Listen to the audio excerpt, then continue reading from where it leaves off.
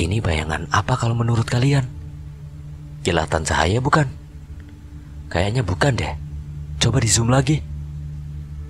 Kok kayak mirip kuntilanak ya? Kalian dengar suara gamelan gak? Enggak kok.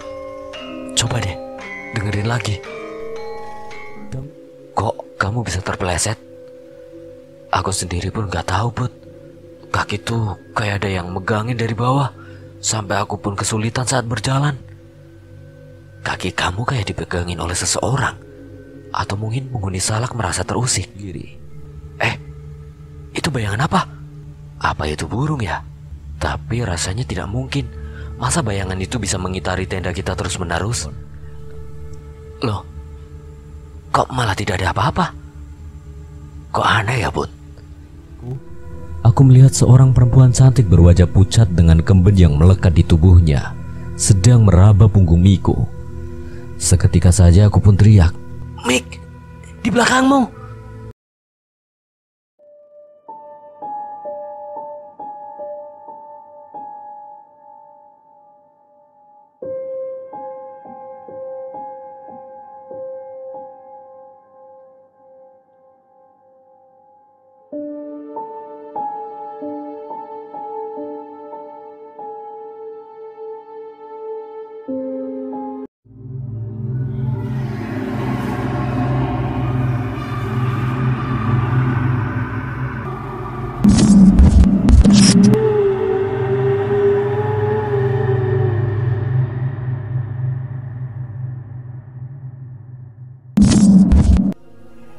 Aku merasa ada sepasang mata yang tidak berhenti menatapku dengan tatapan yang sangat tajam. Bahkan bulu kuduku pun sampai merinding. Kodam di dalam tubuhku memang sudah ada sejak aku dilahirkan, namun aku baru mengetahuinya belum lama. Dan sampai detik ini pun aku belum bisa mengendalikan kodam itu. Bahkan ia seringkali menguasai tubuhku tanpa permisi. Sebenarnya aku sedikit tidak nyaman dengan kehadirannya. Namun aku berusaha untuk tetap tenang dan menerima warisan kakek buyutku dengan lapang dada. Setelah aku banyak belajar dari Pak Aji, sedikitnya aku bisa paham waktu-waktu di mana kodam tersebut bisa bereaksi berlebihan dan lain sebagainya. Menurut penuturan Pak Aji, jika aku berhasil mengendalikan kodam tersebut, maka aku bisa sama hebatnya dengan kakek buyutku. Aku hanya berharap agar kodam yang ada di dalam tubuhku tidak menguasai tubuhku secara penuh di dalam pendakian ini. Jika ia tiba-tiba datang, aku takut ia akan bertindak di luar nalar. Dan hal itu tentu akan diketahui oleh teman-temanku dan merasa curiga denganku. Aku tahu jika kamu terus mengawasiku, namun satu hal yang aku mohon kepadamu. Janganlah kamu kuasai tubuhku secara penuh. Aku khawatir semua teman-temanku akan tahu jika aku memiliki kodam pelindung. Aku tidak akan menguasai tubuhmu jika tidak ada hal-hal yang mendesak. Aku percaya terhadapmu. Aku pun kemudian melanjutkan perjalanan tanpa adanya beban meskipun tatapan mata terus mengintai ke arahku. Namun aku percaya bahwa kodam yang ada di dalam tubuhku tidak akan mungkin mencelakaiku. Terlebih lagi dia sudah berjanji akan menjagaku dengan baik. Aku hanya harus belajar cara mengendalikannya agar aku bisa memanfaatkannya dengan baik.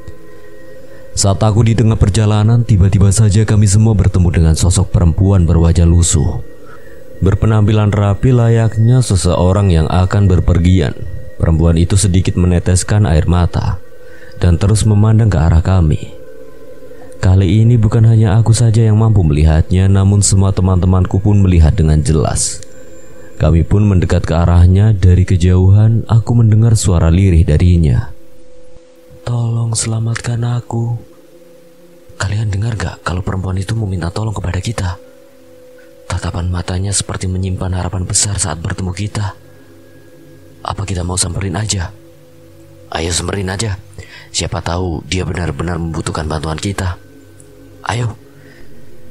Kami pun menghampiri perempuan itu yang sedang berdiri tepat di samping pohon besar. Namun rasanya sangat aneh, di malam yang benar-benar larut ada seorang perempuan yang sedang menangis seorang diri di dekat pohon. Bahkan penampilannya tidak mencerminkan seorang pendaki. Apakah perempuan itu tersesat di sini atau bagaimana?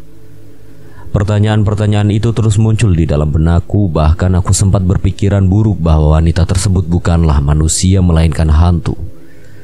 Sebelum aku melakukan pendakian, aku sempat mendengar cerita dari salah seorang teman yang sempat menceritakan tentang kecelakaan pesawat Sukhoi di Gunung Salak. Hampir semua penumpangnya tewas, bahkan pencarian korban dan bangkai pesawat Sukhoi pun memakan waktu yang tidak sebentar. Semenjak itu, banyak pendaki yang kerap kali didatangi oleh para arwah penumpang pesawat tersebut. Mereka meminta tolong kepada para pendaki agar mereka bisa dikebumikan dengan layak. Bahkan ada pula yang hanya sekedar menampakkan wujudnya saja tanpa berucap apapun. Namun aku menepis pikiran buruk tersebut dan lebih memilih untuk mendekat ke arah perempuan tersebut untuk menolongnya. Sebab kami takut jika ia benar-benar manusia yang memang membutuhkan bantuan, sementara kami tidak menolongnya.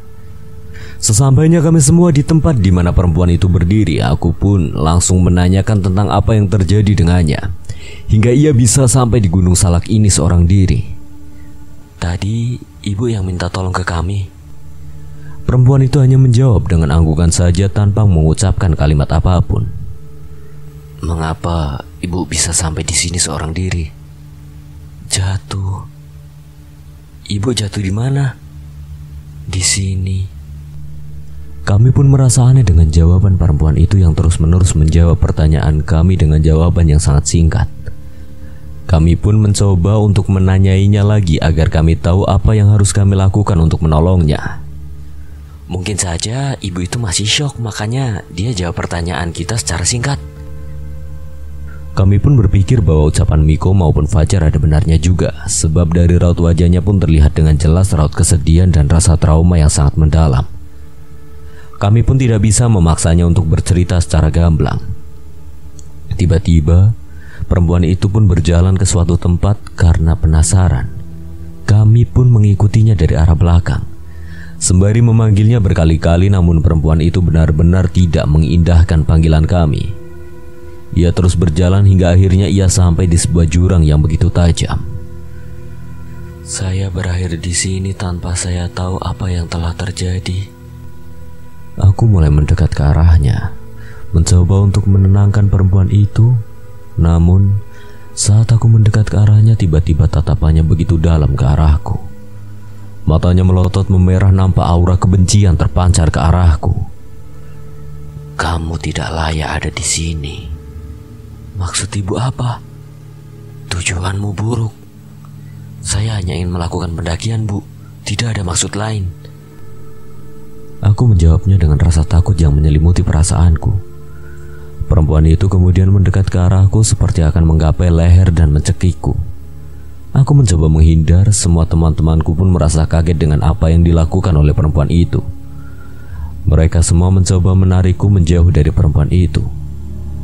Put, jangan terlalu dekat dengannya. Kita nggak tahu dia benar-benar manusia atau bahkan makhluk halus yang masih gentayangan di gunung ini.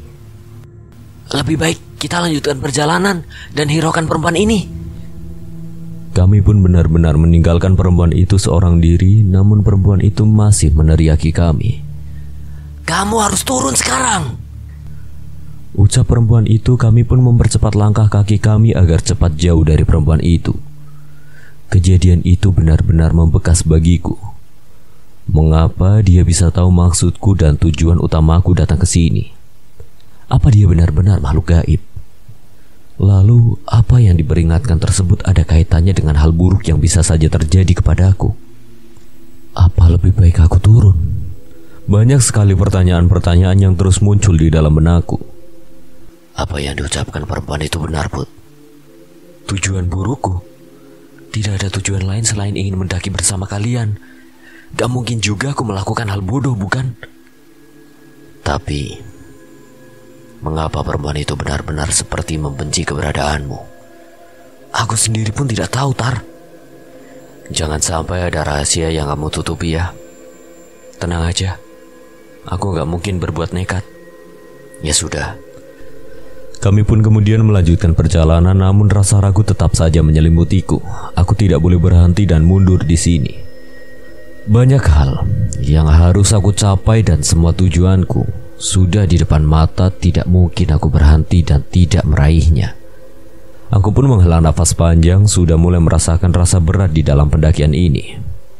Di sepanjang jalan ini perasaanku seakan sudah tidak utuh. Semangatku tidak lagi sempurna meskipun tujuan utamaku masih sama.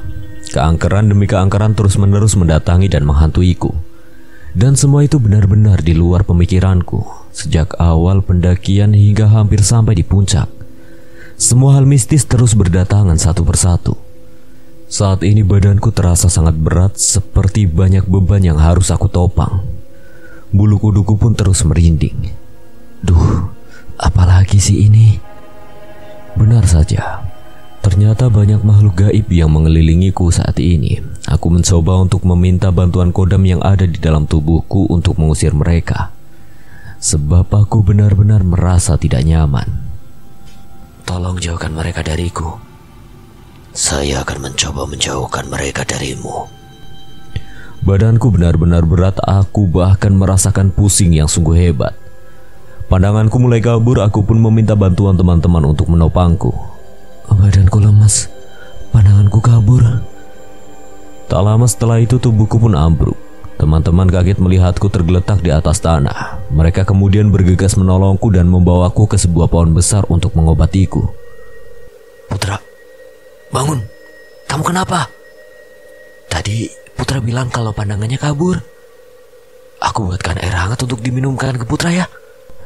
Semua teman-temanku saling bahu-membahu untuk menyadarkanku. Bahkan mereka sangat panik sebab sejak awal pendakian yang memiliki semangat dan kondisi paling prima adalah aku. Dan sekarang secara tiba-tiba aku jatuh pingsan. Hal tersebut tentu membuat mereka sangat khawatir. Fajar terus mengoleskan minyak angin ke beberapa titik tubuhku. Teh hangat pun telah selesai dihidangkan oleh Miko. Sementara, semua teman-temanku terus-menerus memanggil namaku untuk bangun. Di sisi lain, saat aku tak sadarkan diri, aku mengalami mimpi yang sangat buruk. Di dalam mimpi tersebut aku diserang oleh banyak makhluk gaib yang tinggal di Gunung Salak. Mereka semua murka terhadapku. Tinggalkan tempat ini. Bagaimana aku bisa meninggalkan tempat ini? Sementara disinilah tujuanku. Mereka pun marah atas ucapan yang aku lontarkan. Mereka seperti tidak terima dengan ucapanku tersebut. Aku pun memilih untuk mundur dan menghindar dari amukan mereka. Aku bersembunyi di sebuah pohon besar tak jauh dari sana. Sementara kodam milikku pun mencoba melindungiku dengan melawan kekuatan mereka. Di sana aku benar-benar berpikir bahwa tujuanku benar-benar salah, namun aku tak memiliki pilihan lain selain menuntaskannya. Aku sadar bahwa apa yang aku lihat saat ini hanyalah dunia fana. Aku pun berusaha sebisa mungkin untuk bisa lepas dari jeratan belenggu mimpi ini. Dari kejauhan aku mendengar suara teman-temanku yang meminta untuk kembali. Aku pun memberanikan diri untuk mengejar suara itu dan benar saja aku melihat mereka semua sedang kebingungan mencari keberadaanku. Hingga akhirnya aku pun bisa lepas dan tersadar dari ketidakberdayaanku. Semua teman-temanku kaget melihatku sadar, namun ada rasa lega di wajah mereka. Akhirnya kamu sadar, Put. Kami benar-benar mencemaskanmu. Minum dulu, sudah kubuatkan minuman hangat. Terima kasih teman-teman. Kenapa kamu mendadak lemas begitu, Put? Aku sendiri pun tidak tahu. Tiba-tiba pandanganku sudah buram saja. Ini benar-benar di luar kendaliku. Ya sudah, jangan terlalu dipikirkan. Yang penting saat ini semuanya aman. Tapi kita rehat di sini dulu ya. Badanku benar-benar sakit. Iya Put, santai. Kami pun beristirahat di tempat semula untuk menunggu perkembangan kesembuhanku. Teman-temanku benar-benar setia kawan dan tidak egois. Mereka benar-benar merawatku dengan sangat baik. Atar pun mendekat ke arahku, sepertinya dia mulai curiga dengan banyaknya kejanggalan yang terjadi dan menimpaku. Kejadian mistis, gangguan makhluk halus, sampai terjadi insiden-insiden kecil yang terus menimpaku. Sepertinya Atar mulai paham bahwa semua ini bersumber dariku. Sebab makhluk halus yang mengamuk dan terus memintaku untuk turun dan pergi dari Gunung Salak. Sepengalaman Atar, dia tidak pernah mengalami hal buruk ataupun hal mistis saat mendaki ke Gunung Salak. Meskipun Gunung Salak dikenal dengan keangkerannya, begitu pun dengan Malik saat dulu melakukan pendakian ke Salak. Dia hanya mengalami kejadian mistis sederhana yang tidak berulang. Namun hal tersebut benar-benar bertolak belakang dengan pendakian kali ini yang terus-menerus mengalami gangguan hingga mengakibatkan rencana pendakian banyak yang meleset waktunya. Sebenarnya apa yang terjadi? Pikir Atar saat itu. Ia pun kemudian memberanikan diri untuk bertanya kepadaku tentang kebenaran yang mungkin saja erat kaitannya dengan kejadian-kejadian pendakian di Gunung Salak. Put, boleh aku tanya sesuatu? Boleh, kenapa? Pikiranku sudah tidak tenang saat Atar mengatakan kalimat itu dengan raut wajah yang tidak baik-baik saja. Kamu bawa apa ke sini? Aku tidak bawa apa-apa kok. Jangan bohong. Enggak bohong, aku benar-benar tidak membawa apapun. Atau apa sebenarnya tujuan utama kamu ngajak kami semua mendaki? Aku hanya ingin menghabiskan waktu luang bersama kalian, tidak lebih. Meskipun aku mengatakan hal demikian, namun mataku tidak bisa berbohong bahwa apa yang aku ucapkan semuanya adalah sebuah kebohongan. Dan Atar peka terhadap hal tersebut. Dia pun terus mencecarku agar aku mau mengatakan yang sebenarnya. Kamu yakin semua omongan kamu benar? Saat Atar mengatakan hal itu, semua mata teman-temanku tertuju padaku. Aku benar-benar bingung. Sepertinya aku sudah tidak bisa lagi berbohong dengan semua teman-temanku. Namun saat aku ingin mengatakan sebenarnya, hatiku bergejolak dan tiba-tiba saja kodam dari dalam diriku membisikkan sesuatu. Jangan beritahukan mereka. Namun aku tidak bisa membohongi mereka terus-menerus, hanya demi kepentinganku semata. Tapi semua tidak akan baik-baik saja. Biarkan itu menjadi urusanku. Jangan. Aku pun tidak mengindahkan peringatan yang dilontarkan oleh kodam di dalam tubuhku. Aku pun ingin mengatakan semua kebenarannya kepada mereka. Aku tidak ingin terus-menerus membohongi mereka yang sudah sangat baik kepada aku. Meskipun saat ini tujuan utamaku belum tercapai, namun rasanya aku harus mengatakan semuanya kepada mereka. Jika nantinya mereka marah dan memilih untuk berhenti dari pendakian, maka aku akan bernekat untuk terus melanjutkan perjalananku hingga sampai di puncak Manik. Aku akan tetap melanjutkan rencanaku seperti yang dipintakan oleh Pak Aji. Aku yang memulai semuanya, aku juga yang harus bisa menyelesaikan semuanya tanpa harus mengorbankan teman-temanku yang saat ini sedang bersamaku. Tatapan mata mereka terus mengarah kepadaku. Tatapan mata tajam penuh dengan rasa penasaran yang sudah tidak bisa lagi terelakkan. Aku pun tidak mampu lagi untuk berdusta atau hanya diam saja.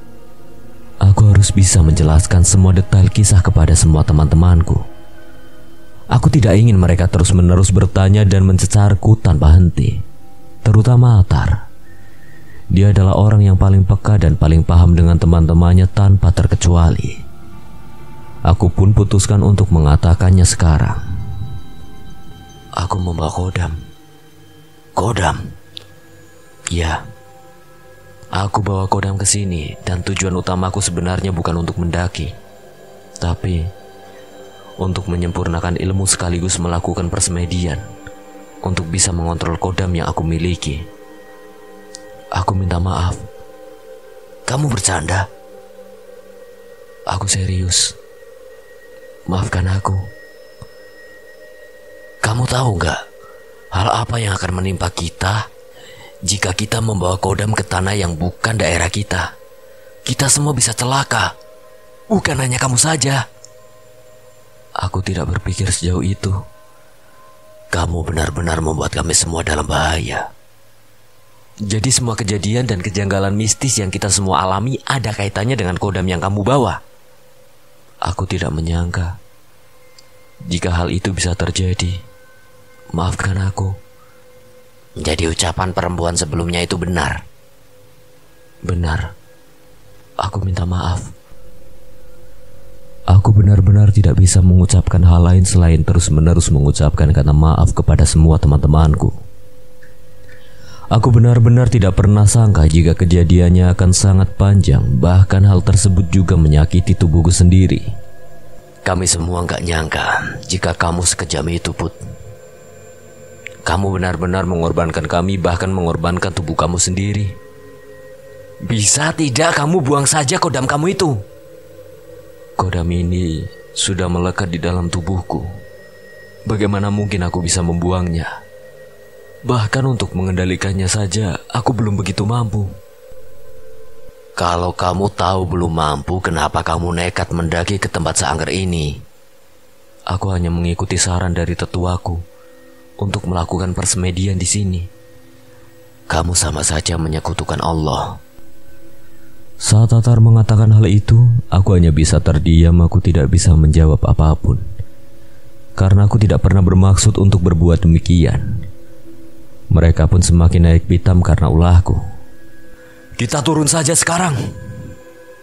Tapi pendakian kita bagaimana? Lebih baik kita gagal sampai di puncak daripada kita gagal untuk sampai di rumah. Aku setuju sama Atar. Mereka semua pun bersiap-siap untuk turun ke bawah, namun aku hanya bisa diam. Aku sudah bertekad untuk terus melanjutkan perjalanan meskipun sendirian.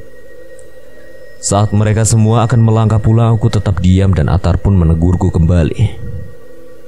Kamu mau tetap stay di sini? Tinggalkan saja aku di sini. Ada tujuan yang harus aku tuntaskan. Kamu jangan ngaco. Kamu mau pulang tinggal nama? Aku tidak bisa. Atar pun menghela nafas panjang. Mungkin dia tidak pernah sangka bahwa aku benar-benar keras kepala. Namun aku benar-benar tidak bisa turun sekarang. Sebab jika aku turun maka semuanya akan sia-sia. Dan aku tidak ingin menyia-nyiakan waktu dan tenagaku yang sudah aku habiskan dalam pendakian ini. Aku ingin semuanya tuntas dan aku pulang dengan kebahagiaan meskipun semua teman-temanku marah kepadaku. Namun aku tidak begitu memikirkan hal itu. Aku bahagia bisa melakukan pendakian ini bersama mereka. Namun aku juga harus bisa mengutamakan tujuan utamaku datang ke Gunung Salak ini. Atar pun marah karena sikapku yang benar-benar tidak memperdulikan keselamatanku. Namun aku benar-benar belum bisa ikut bersama teman-temanku untuk turun. Aku harus menuntaskan semua urusanku lebih dulu di sini. Kalau kamu tetap ingin stay di sini, ya sudah. Kami harus turun. Jaga diri kamu baik-baik. Aku berikan nomor ranger yang bertugas. Barangkali ada hal buruk yang terjadi. Semoga tidak ada. Aku pun kemudian melanjutkan perjalanan selanjutnya tanpa melihat semua teman-temanku turun. Meskipun aku merasakan perasaan sedih, namun aku harus bisa menepisnya. Aku yakin kodam yang ada di dalam tubuhku akan selalu menjagaku dari mara bahaya dan aku tidak boleh takut.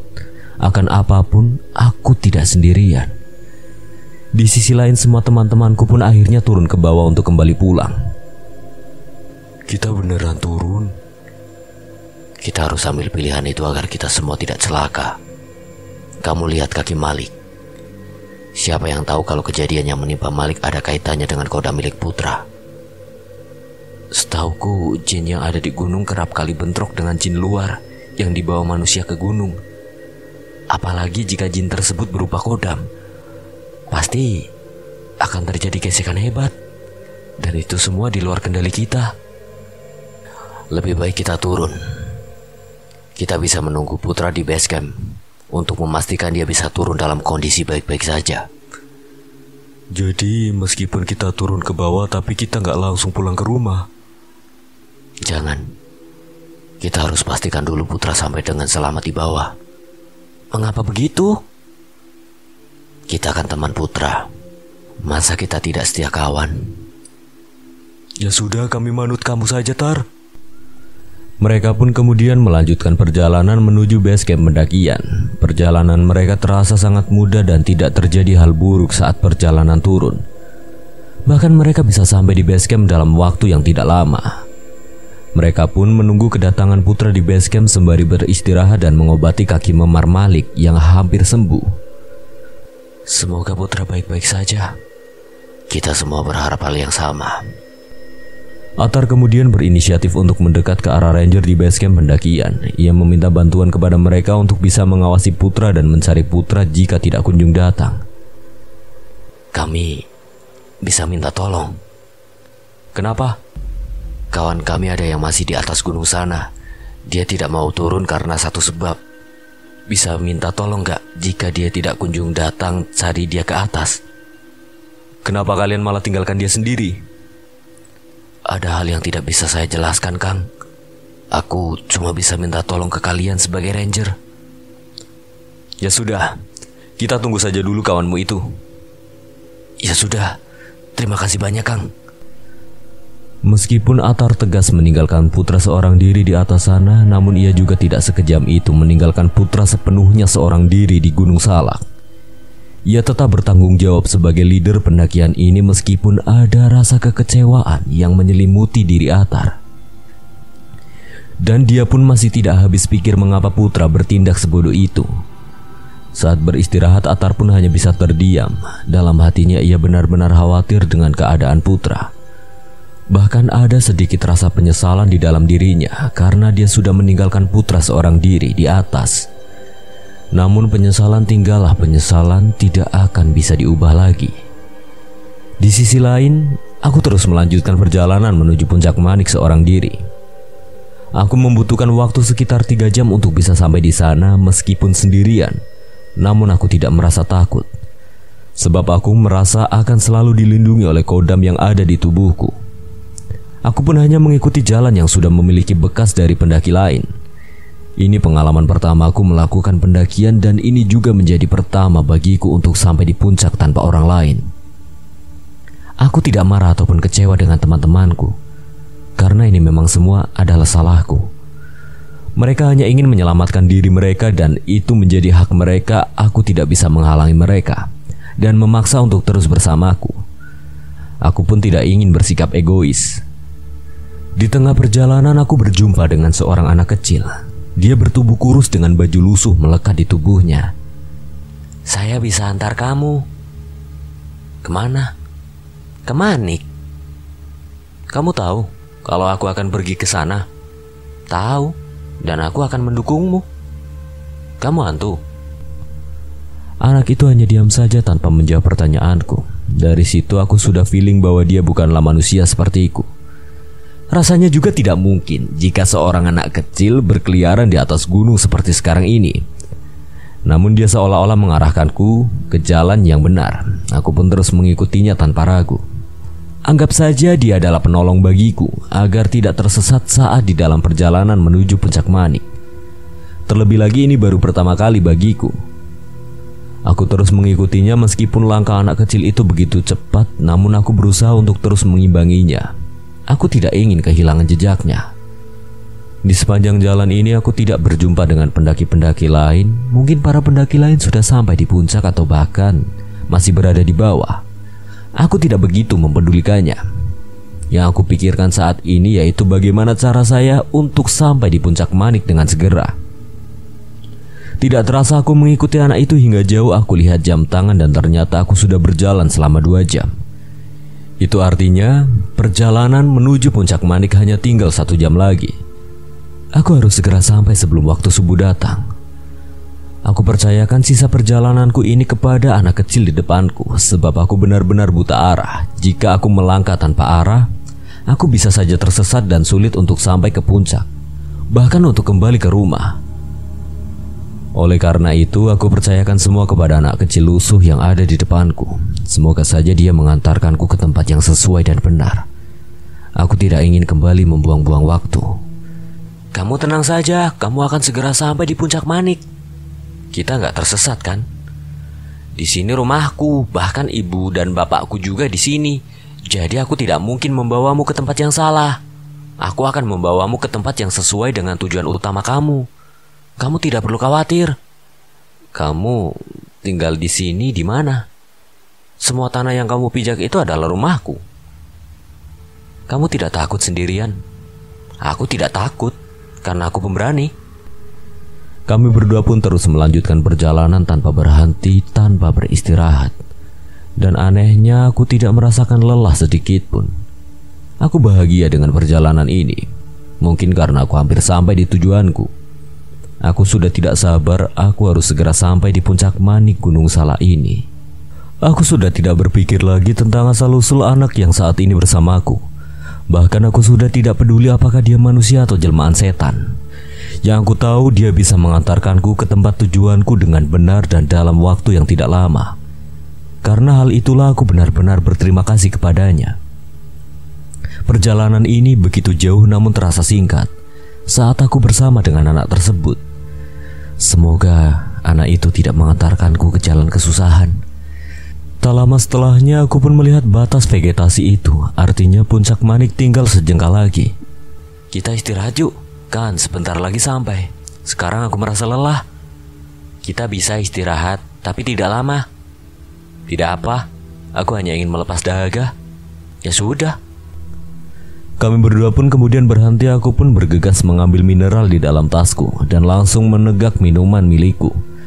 Tak lupa aku pun membagikan minumanku kepada anak kecil tersebut, namun dia menolaknya.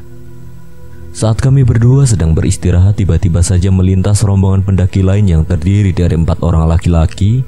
Mereka pun kemudian menyapaku. Sendirian aja bang? Enggak kok bang, saya bareng adik kecil di samping saya. Adik kecil yang mana bang? Kami nggak lihat siapapun. Ada kok bang. Para pendaki itu merasa aneh dengan pernyataanku tentang keberadaan anak kecil yang menemaniku di pendakian ini. Mereka bahkan berbisik-bisik bahwa sosok anak kecil yang dimaksud olehku adalah penghuni Gunung Salak ataupun korban jatuhnya pesawat di Gunung Salak ini. Mereka pun kemudian melanjutkan perjalanan dan meninggalkanku seorang diri.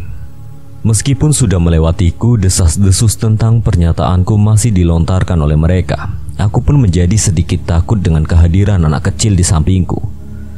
Meskipun sebelumnya aku bersikap acuh tak acuh dengan keberadaan dia, karena dia pula yang sudah menolongku. Namun setelah para pendaki itu mewanti-wantiku untuk berhati-hati, muncul rasa takut dalam benakku. Aku pun memutuskan untuk pergi seorang diri tanpa mengucapkan sepatah kata pun untuk anak kecil di sampingku. Aku memutuskan untuk mendaki hingga ke puncak manik seorang diri. Aku bisa mengikuti jejak para pendaki yang sebelumnya asalkan aku tidak bersama anak kecil itu. Kamu mau kemana? Aku tidak menjawab omongan anak kecil itu dan melanjutkan perjalanan dengan mempercepat langkahku. Anehnya anak itu terus-menerus bisa mendahuluiku, entah bagaimana caranya. Dan sekarang dia bukan lagi mengantarkan perjalananku, melainkan terus mengganggu perjalananku. Dengan terus-menerus mengagetkanku, aku benar-benar merasa terganggu hingga akhirnya aku pun naik pitam. Mau apa sih kamu? Mau kamu? Biarkan aku pergi. Tidak bisa. Kamu harus bersamaku. Aku pun hanya terdiam sembari memejamkan mataku guna meminta bantuan kepada kodam yang ada di dalam tubuhku untuk mengusir anak kecil yang terus-menerus menggangguku. Tiba-tiba saat anak kecil itu melihat ke arah kananku, dia merasa sangat ketakutan seperti melihat sosok yang menyeramkan. Ia bahkan sampai menunduk berulang kali sembari memohon ampun kepada sosok yang ada di sebelah kananku. Dia pun langsung berlari sekencang mungkin untuk bisa menghindar dariku. Benar-benar kejadian yang membuatku terheran-heran. Padahal sebelumnya sosok-sosok lain tidak begitu takut kepada sosok kodam yang ada di dalam tubuhku. Namun hal tersebut berbeda dengan sosok anak kecil tersebut. Aku pun kemudian melanjutkan perjalanan menuju puncak manik yang sudah tidak lama lagi. Setelah perjalanan yang cukup melelahkan, akhirnya aku pun sampai di puncak manik.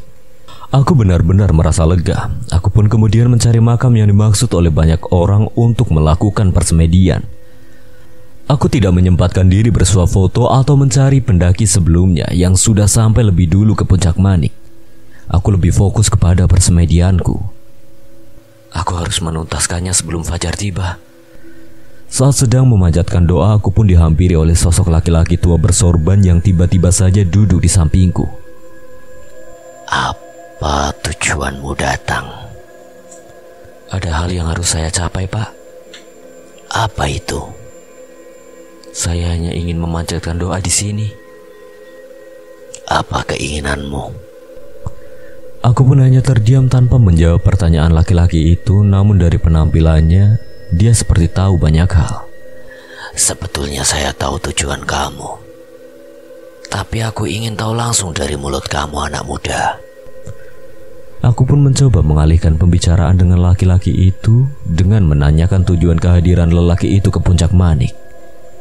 Kalau Bapak sendiri, ada tujuan apa datang kemari? Saya sudah di sini sejak lama. Jadi Bapak tahu kalau tempat ini kerap kali dijadikan tempat untuk memohon sesuatu? Tentu. Kalau untuk menyempurnakan ilmu apa bisa? Tentu bisa. Bagaimana caranya, Pak?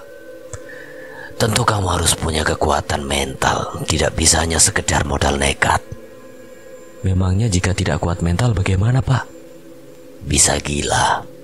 Aku pun kaget dengan pernyataan yang diucapkan oleh lelaki itu. Aku pun menanyakan kesanggupan mental kepada diriku sendiri. Apakah aku bisa sanggup secara mental saat menyempurnakan ilmu dan belajar mengendalikan kodam yang kumiliki? Jika aku tidak sanggup, apakah aku akan gila seperti yang diucapkan lelaki itu? Apa sudah banyak kejadian itu, Pak? Banyak. Memangnya kamu mau apa? Saya ingin menyempurnakan ilmu dan saya ingin belajar mengendalikan kodam yang saya miliki. Itu berat. Kamu sanggup? Saya sanggup.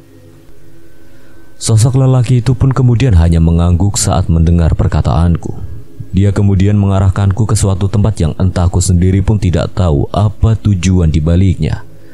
Aku hanya mengikutinya saja. Lelaki itu kemudian memintaku untuk menanggalkan pakaian yang kumiliki dan diganti dengan pakaian yang diberikannya. Lelaki itu memberiku pakaian berwarna putih panjang lengkap dengan pengikat kepala. Ia memintaku untuk segera memakainya dan jangan mengenakan pakaian apapun selain pakaian yang diberikannya. Aku sendiri tidak tahu maksud lelaki itu memintaku memakai pakaian tersebut. Aku pun menuruti perkataannya dan langsung mengenakan pakaian yang ia berikan tanpa bertanya lebih panjang lagi. Ia kemudian membawaku ke tepi makam dan memintaku untuk duduk bersila sebaik mungkin dan tidak mengizinkanku untuk berbicara ataupun melakukan aktivitas lainnya. Kamu akan melakukan persemedian, tapi kamu tidak boleh berbicara ataupun melakukan gerakan yang tidak bermakna. Cukup diam, pejamkan mata dan ucapkan permintaanmu. Seberapa lama saya harus melakukan itu? Hingga tengah malam tiba. Jika saya haus dan lapar? Kamu harus menahannya. Bagaimana bisa? Jika kamu amat ingin menuntaskan keinginanmu, tentu kamu akan bisa. Baiklah. Segera kamu lakukan persemedian dan aku akan mengawasimu di tiap detiknya. Jika ternyata saya melanggar peraturan, kamu akan mendapatkan konsekuensinya. Baiklah. Aku pun kemudian melakukan persemedian persis di samping makam itu. Aku mulai menyilahkan kakiku, memejamkan mataku dan memulai meminta permohonan kepada penghuni makam yang ada di depanku. Jam-jam pertama terasa mudah aku lewati. Aku tidak merasakan haus ataupun lapar. Aku pun tidak melakukan hal lain selain memejamkan mata sembari bersila. Aku bisa mengikutinya dengan baik sesuai dengan omongan lelaki tua itu. Bahkan tidak ada gangguan apapun yang datang menghampiriku. Sepertinya semuanya akan mudah, ucapku dalam hati. Tidak semudah itu. Maksud kamu? Kamu akan tahu dengan sendirinya. Benar saja. Tak lama setelah aku bercengkrama dengan kodam yang ada di dalam tubuhku, terdengar bisikan aneh tepat di telinga kiriku. Mau apa kamu datang kemari seorang diri? Aku tidak menjawab omongan itu sebab aku diminta oleh lelaki itu untuk tidak bersuara sedikit pun. Adapun tadi aku bercengkrama dengan kodam di dalam tubuhku melalui ucapan di dalam hati. Aku benar-benar diam meskipun bulu kuduku pun mulai berdiri tak menentu. Aku benar-benar merasakan kecemasan yang luar biasa. Setelah bisikan itu, aku merasa tubuhku seperti dililit oleh ular yang sangat besar. Aku sendiri tidak tahu apakah itu benar-benar ular atau hanya sekedar halusinasiku saja. Aku tidak berani untuk membuka mataku karena perintah lelaki itu. Aku hanya berharap jika ini benar-benar ular, dia tidak mematok leherku. Aku sangat takut jika ular tersebut mengandung bisa yang mematikan. Lagi dan lagi, aku tidak mampu untuk berucap apapun karena aku takut gagal. Sebab jika aku gagal, aku bisa saja menjadi gila. Sedangkan aku tidak ingin hal itu terjadi. Ingin rasanya aku berteriak untuk mengatakan bahwa aku sudah tidak sanggup lagi. Akan tetapi, aku harus tetap diam, tidak boleh berucap apapun, bahkan aku sendiri pun tidak boleh mengeluarkan gerakan sama sekali. Jadi semisal ular yang menggeliat di tubuhku ini mematokku pun, aku tidak boleh melawannya. Di dalam persemedianku, aku berjumpa dengan kakek buyutku yang sudah lama meninggal. Ia tersenyum bahagia melihatku. Pakaian yang dikenakannya pun sama persis dengan pakaian yang saat ini aku kenakan. Wajahnya benar-benar bersinar. Ia pun mendekat ke arahku. Ia memelukku dan membisikkan beberapa kalimat peneduh untukku. Cucuku, kakek buyut mewariskannya untukmu. Karena kakek buyut merasa kamu adalah penerus yang paling tepat. Dan kamu pasti bisa melewatkan ini. Tiba-tiba saja terdengar suara bisikan ibuku. Ia mengatakan hal sebaliknya. Bahkan ia menangis saat mengatakan kalimat tersebut. Nak, pulanglah. Jangan lanjutkan. Hal ini tidak baik untuk hidupmu. Suara ibuku terdengar begitu jelas meskipun aku tidak melihatnya secara langsung. Kamu jangan pedulikan ucapan ibumu. Aku yang lebih paham tentang dirimu, Cuk. Jangan kau ikuti ucapan dia, nak. Ikuti ucapan ibu. Ikuti kata hatimu. Semua ini tidak benar. Jangan percaya, Cuk. Percayalah dengan ibu, nak. Aku benar-benar dibuat bingung oleh perkataan dua orang penting di dalam hidupku. Kakek buyutku mengatakan bahwa hal yang aku lakukan saat ini sudah benar. Akan tetapi ibuku mengatakan sebaliknya. Lantas kalimat siapa yang harus aku ikuti? Di sisi lain aku tidak mungkin berhenti sementara tujuanku belum terpenuhi. Di sisi lainnya aku tidak mungkin acuh tak acuh terhadap ucapan ibuku. Ibu yang sudah merawatku hingga besar. Bahkan ibu yang tahu segala hal tentangku. Aku harus ikuti perkataan ibu. Jangan. Aku tidak mungkin tidak mengindahkan ucapan ibuku. Kamu akan menyesal. Aku tidak peduli. Sontak aku pun kemudian berteriak begitu keras sembari membuka mataku. Saat itu hari benar-benar sudah gelap. Keringat mengucur dari tubuhku, jantungku berdetak lebih kencang dari sebelum-sebelumnya. Aku merasakan gejolak emosi yang tidak mampu aku bendung lagi. Aku tidak bisa. Kamu gagal.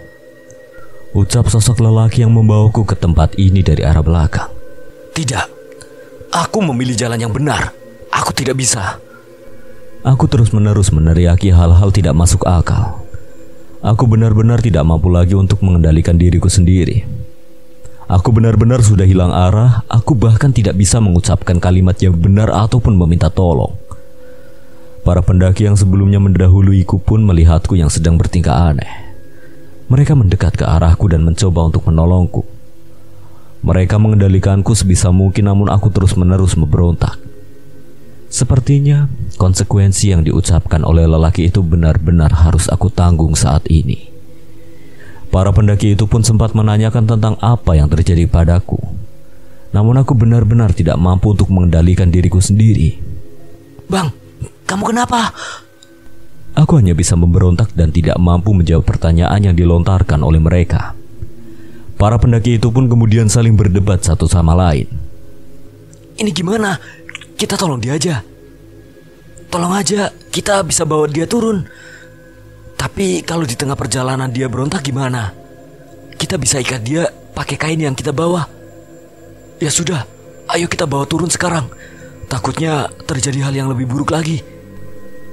Mereka pun kemudian mengikat tanganku dengan kain yang mereka bawa. Namun teriakanku terus-menerus menggema di puncak Gunung Salak. Bahkan aku terus memberontak tanpa henti hingga mereka pun kewalahan. Kodam di dalam tubuhku seakan-akan mati. Ia tak dapat ku kendalikan lagi. Bahkan ia sama sekali tidak bisa membantuku keluar dari ketidakberdayaanku. Sepertinya kekuatan makhluk gaib di Gunung Salak memang benar-benar tidak bisa aku anggap enteng. Dan kegagalanku dalam persemedian benar-benar membuat hidupku hancur saat ini.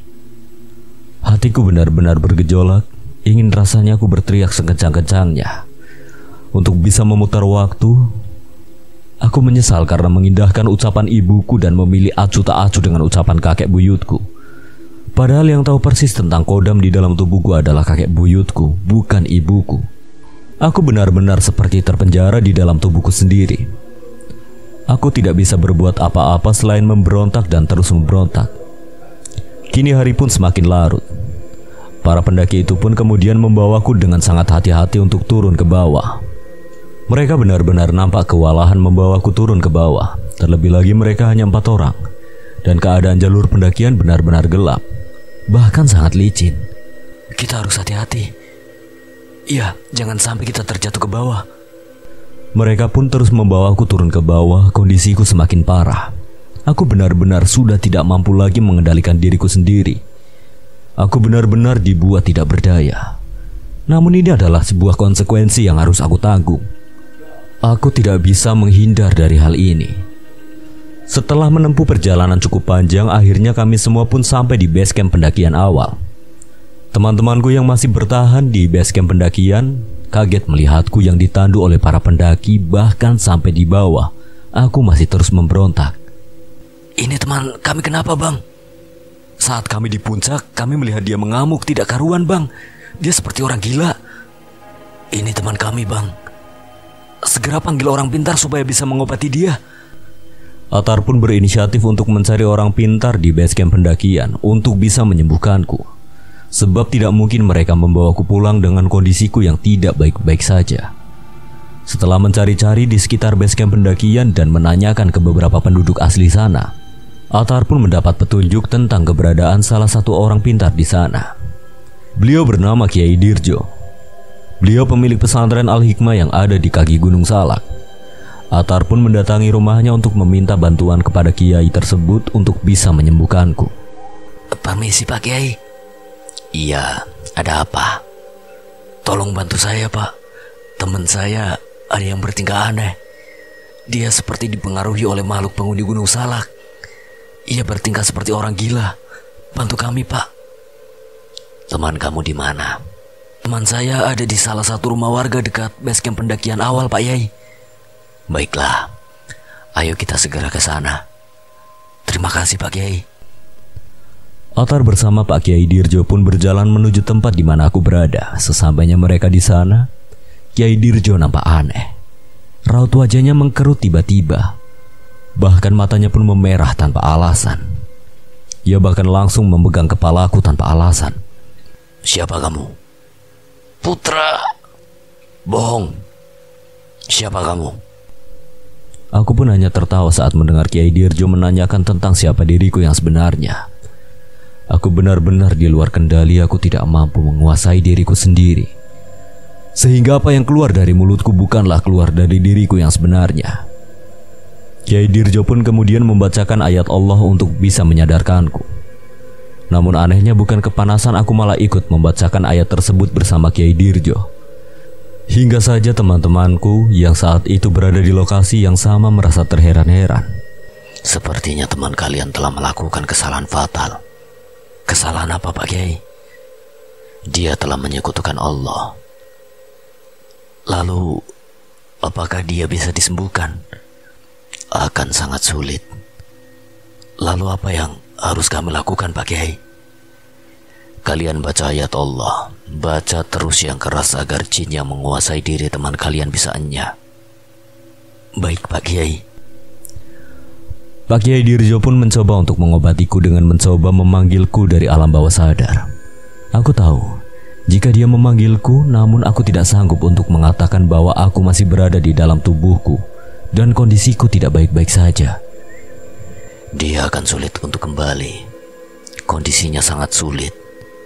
Dia terpenjara. Tapi, apa tidak ada cara untuk menyembuhkannya, Pak Kiai? Kalian tenang saja, insya Allah dia bisa diselamatkan. Nanti malam saya akan adakan pengajian di pesantren agar bisa menyelamatkan sukmanya yang terperangkap. Kalian istirahat saja terlebih dahulu dan kasih kabar ke orang tuanya untuk datang malam ini ke pesantren. Baik, Pak. Saya akan sampaikan ke orang tua Putra untuk datang ke sini nanti malam. Terima kasih banyak, Pak. Atar pun segera menelpon orang tuaku untuk datang ke pesantren malam ini. Mereka menanyakan keadaanku kepada Atar. Akan tetapi Atar hanya mengatakan untuk melihatnya langsung. Tanpa bertanya lagi, bapakku menutup teleponnya dan segera berangkat bersama ibuku. Sesampainya ibu dan bapakku di pesantren, mereka syok melihat keadaanku yang terus memberontak seperti orang kesurupan. Tubuhku terus dipegangi oleh Atar, Miko, dan Fajar. Tak berselang lama Kiai Dirjo pun datang menemui orang tuaku. Dia menjelaskan apa yang sudah terjadi denganku. Pak, Bu, kalian yang sabar ya. Insya Allah jika Allah berkehendak putra bisa selamat. Sebentar lagi kita akan adakan pengajian untuk menyelamatkan putra. Tak berselang lama Pak Kiai Dirjo mengumpulkan santri-santrinya untuk duduk melingkar membacakan ayat-ayat suci Allah. Pak, Bu, dan teman-teman putra, kalian bantu panggil nama putra terus-menerus ya.